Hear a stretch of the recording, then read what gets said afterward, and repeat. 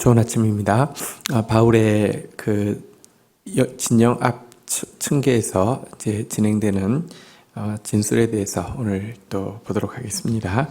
사도행전 22장 17절에서 30절 말씀입니다.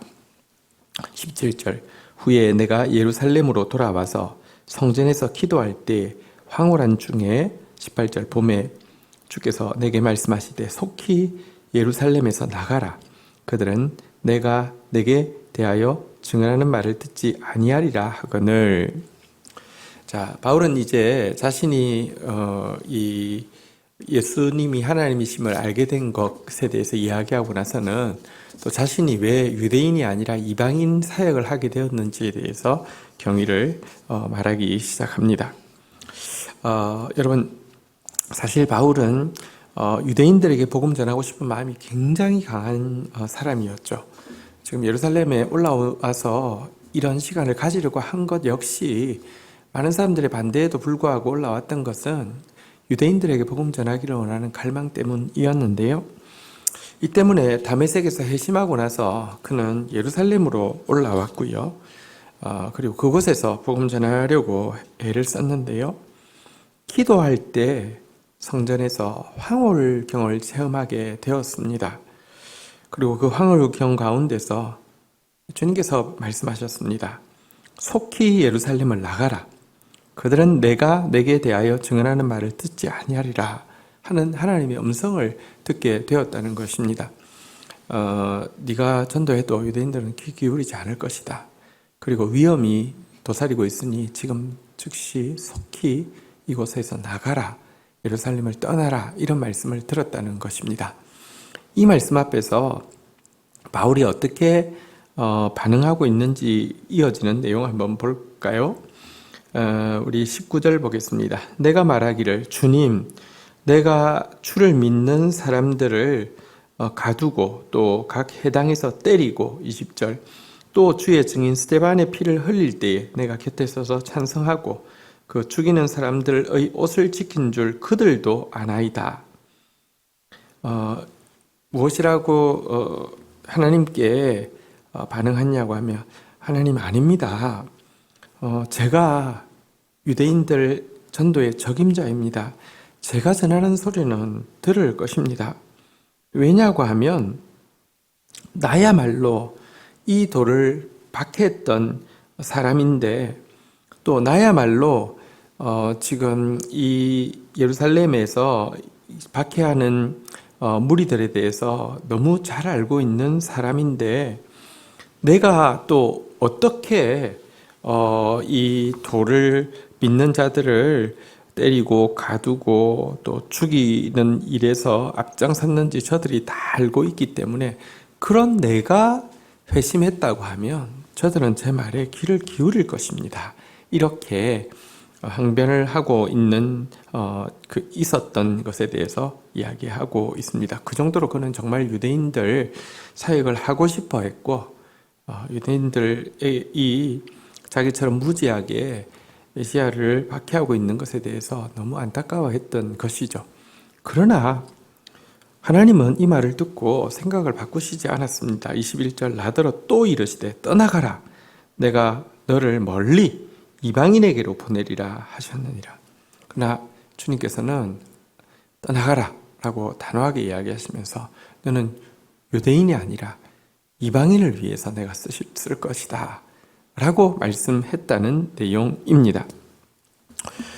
그런데요, 여러분 꼭 기억해야 될 것이 있습니다. 우리 생각에는 내 말이 맞는 것 같습니다. 바울도 자신의 말이 맞았다고 생각했습니다. 자기처럼 이 유대인들이 왜 기독교를 받게 하는지를 잘 아는 사람이었고 자기처럼 유대인들에게 잘 알려진 박해자가 없고 또 자기처럼 사실은 그의 신분이 고위층이어서 예루살렘의 고위층을 속속들이 알고 있는 사람이 없으니 자신이야말로 복음 전도의 유대인 복음 전도의 적임자라고 생각할 수 있는데요. 기억하셔야 될 것은 항상 하나님이 맞지 우리가 맞지 않다는 뜻입니다. 하나님의 말씀에 그래서 항상 순종하는 것이 또 빨리 순종하는 것이 복됩니다. 이렇게 조금 버티고 있었는데 결과는 어떻게 되었습니까? 사도행전 앞부분에도 나왔지만 사울이 제자들과 함께 예루살렘을 출입하며 또 주 예수의 이름을 담대히 말하고 헬라파 유대인들과 함께 말하며 변론하니 그 사람들이 죽이려고 힘쓰거늘 형제들이 알고 가이사랴로 데리고 내려가서 다소로 보내니라. 결국 전도할 수 없었고요. 저들은 귀를 기울이지 않았다는 것입니다. 자, 그런데 여기까지 자신이 왜 유대인의 유대인 전도자가 아니라 이방인의 전도자가 되었는지 사정까지 이야기를 하자 듣고 있던 사람들, 잠잠하게 아람 방언 앞에서 좀 잠시 당황해서 듣고 있던 저들은 어떤 반응을 보이고 있습니까? 22절 이 말하는 것까지 그들이 듣다가 소리질러 이르되 이러한 자는 세상에서 없애버리자 살려둘 자가 아니라 하여 떠들며 옷을 벗어 던지고 티끌을 공중에 날리니. 자, 근데 여기까지는 들었는데 딱 이 말 딱 하자마자 마치 휴화산이 갑자기 폭발하는 것처럼 이 무리들은 더 이상 귀를 기울이지 않을 뿐 아니라 아우성치기 시작했습니다. 이러한 자는 세상에서 없애버리자 살려둘 자가 아니라 라고 하면서 일제히 분노를 표현하고 있습니다. 23절에 보니까 떠들고 또 옷을 하늘로 던지고 티끌을 날리고 하면서 동사가 3번이나 연속되어서 떠든다, 던진다, 날린다 이런 표현이 이어지고 있는데요. 이것은 격렬한 분노로 말미암은 흥분으로 날뛰는 저들의 살벌한 모습을 잘 연상시켜 주고 있습니다. 왜 이랬을까요? 그들은 배타적인 선민의식을 가지고 있는데 하나님이 친히 그들에 대해서 이야기하기를 저들은 내 말 안 들을 거야 라고 했다는 말 자체도 기분 나빴고요. 그리고 그러니 이방인들에게 내 말씀을 전해라고 하면서 자신들이 아니라 이방인들에게도 하나님 말씀이 간다는 이 말 앞에서 요즘 말로 어쨌든 뚜껑이 열린 것이고 꼭지가 돈 것 같은 그런 반응을 보이고 있다는 것입니다. 그들 속에 있는 교만한 선민의식은 바울의 이야기를 끝까지 들어보지도 못하고 사실은 그러니까 메시지의 지금 내용 그가 이제 예수를 만났고 이방인의 사도가 되어서 내가 전하는 메시지가 내용이 무엇이고 이것이 율법을 폐하라고 하는 게 아니라 율법을 완성하는 것이고 사실은 우리 조상들이 옛날부터 가지고 있던 소망을 이루는 것이다. 이런 내용을 이야기해야 되는데 내용은 한마디도 하지 못하고요. 이 도입 부분에서 그냥 말이 끊겨버렸습니다. 교만이 그들로 하여금 진리를 들을 기회를 박탈시켰고 진리를 향해서 귀를 막게 만들었던 것입니다. 자, 그러자 24절부터 보겠습니다. 천부장이 바울을 영내로 데려가라 명하고 그들이 무슨 일로 그에게 대하여 떠드는지 알고자 하여 채찍질하며 신문하라 한데 25절 가족줄로 바울을 매니 바울이 곁에 서 있는 백부장들어 이르되 너희가 로마 시민된 자를 죄도 정하지 않고 채찍질할 수 있느냐 하니. 자, 일단 천부장은 유창한 헬라어 앞에서 이 사람 배운 사람인데 그리고 그래서 이제 말할 기회를 달라고 해서 말할 기회를 줬는데 그다음부터는 아람어 방어로 이야기했으니까 무슨 내용인지는 알지 못하지만 말 중간에 갑자기 이렇게 격렬하게 백성들이 막 난동을 부리는 것을 보고 분명히 이 사람은 뭔가 큰 문제가 있는 사람이 틀림없다라고 생각해서 일단은 진영 안으로 급히 데리고 들어와서는 이제 묶어놓고 채찍질해서 도대체 네가 무슨 나쁜 짓을 했느냐고 이렇게 신문하게 명령을 했습니다. 그래서 이제 가죽줄로 이제 묶인 상태에서 채찍질을 맞아야 되는데요. 줄을 묶고 있을 때 바울이 이 일을 집행하기 위해서 옆에 서 있는 백부장에게 조용히 묻습니다. 너희가 로마 시민 된 자를 죄를 정하지도 않고 채찍질할 수 있느냐 하고 물었습니다. 이게 무슨 말이냐고 하면요. 여러분, 당시 로마 시민권자는 특권층 중에서도 특권층이었죠. 이런 사람들이 정당한 재판 없이 무슨 채찍질을 한달지, 뭐 결박을 한달지, 이런 일은 여러분들 큰 중범죄에 해당하는 일이 됩니다. 그 정도로 로마 시민권을 가진 것은 특권이었고요. 또 실제 로마 그 큰 사회 중에서 시민권을 가진 사람이 적기 때문에 이들을 보호하는 것은 대단히 중요한 그 내용이었죠. 자, 이렇게 이야기를 하자 작은 소리로 이야기했지만 이것은 작은 일이 아니잖아요. 자, 그래서 26절, 백부장이 듣고 가서 천부장에게 전하여 이르되 어찌 하려 하느냐, 이는 로마 시민이라 하니, 27절, 천부장이 와서 바울에게 말하되 내가 로마 시민이냐, 내게 말하라. 이르되 그러하다. 28절, 천부장이 대답하되 나는 돈을 많이 들여 이 시민권을 얻었노라. 바울이 이르되 나는 나면서부터라 하니.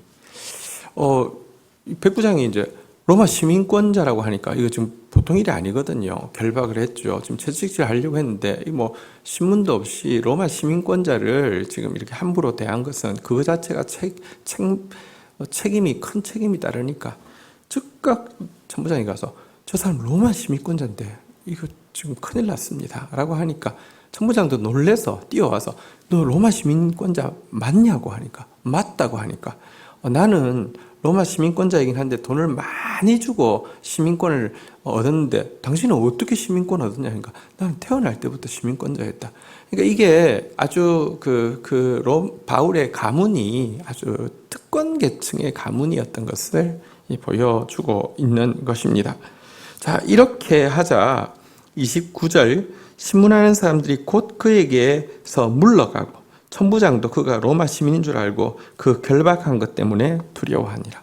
그러니까 이제 신문하려고 했던 사람들이 날 때부터 로마 시민권자라고 하니까 깜짝 놀라서 전부 다 한 걸음씩 물러가고요. 이 천부장도 어쨌든 결박하라고 하는 명령을 천부장이 내렸잖아요. 이것 때문에 이거 자기한테 큰 앞으로 뭐 승진이랄지 아니면 이런데 큰 유책 상황이 되지 않을까 해서 두려워하는 장면을 보게 됩니다. 여기서 한 가지 좀 생각해 보도록 하겠습니다. 바울이 정말로 특권 계층이었음을 이 사건을 통해서 알게 되는데요. 그래서 사실은 유대교에 머물러 있었으면 여러분 이 젊고 아직 구체적인 관직이 없어도 대제사장도 만나고 그래가지고 고난도 따내고 그래가지고 이렇게 박해하고 다메섹까지 가고 이럴 수 있었던 게 그가 워낙에 뛰어난 가문이고 또 그가 워낙에 뛰어난 교육을 받았기 때문 아니겠습니까? 그런 그가 유대교에 머물러 있으면 승승장구할 텐데 참 진리를 알자, 예수를 만나고 나자 그 복음을 위해서 자기의 전부를 다 내어 던졌음을 새삼스럽게 느끼게 됩니다. 이게 쉽지 않거든요. 여러분 성경에 보면 부자 청년이 영생에 대해서 정말 사모하는 마음이 있어서 예수님께 나아왔고요. 예수님은 그에게 영생의 길을 분명히 보여주셨지만 성경에 보면 그 사람이 큰 부자이므로 이 말씀을 듣고 심히 근심하여 떠나간 것이 나와 있지 않습니까? 그런데 바울은 정말 이 진리 앞에서 자기가 가진 모든 기득권을 다 포기하고 진리를 위해서 살았다는 것 자체는 놀라운 일이 아닐 수 없습니다. 자, 마지막 절 30절입니다. 이튿날 천부장은 유대인들이 무슨 일로 그를 고발하는지 진상을 알고자 하여 그 결박을 풀고 명하여 제사장들과 온 공회를 모으고 바울을 데리고 내려가서 그들 앞에 세우니라. 자, 여기 보면 근데 여러분 결박한 사실 때문에 두려워했던 천부장이지만 여기 보니까 그 이튿날 그 결박을 풀라고 명했다 이런 표현이 나옵니다. 이것은 지금 결박한 것이 사실은 굉장히 로마 사람에게 큰 이렇게 잘못을 범한 일이 맞기 때문에 두려워하지만 당시 분위기가 군중들의 분위기가 폭동이 일어나기 직전 같은 분위기였기 때문에 자칫 잘못하면 폭동이 일어나면 더 큰 책임이 자기에게 있으니까 그래서 그에게 하루 동안 결박을 채워놓은 것이 아닌가 하고 볼 수 있는 내용입니다. 그리고 다음날 급하게 사내들인 공의회를 소집을 시켜서 여기에서 일단 이제 이 문제를 다루기 위해서 이제 그 소집을 한 그런 장면을 보게 됩니다. 오늘 이 본문 앞에서 진리에 대해서 교만한 마음이 있어서 귀를 막는 이 유대인들의 모습도 보게 되고요. 또 하나님의 음성이 결국은 100% 맞다는 사실에 대해서도 우리가 확인하게 되고요. 그리고 하나님의 진리를 발견하고는 그 특권층임에도 불구하고 모든 것을 버리고 따르는 이 바울의 또 헌신도 발견하게 됩니다. 오늘 하루 더 이 말씀 묵상하면서 우리의 삶 가운데 구체적으로 적용할 수 있기를 축복합니다. 제가 기도하도록 하겠습니다. 주님 감사합니다.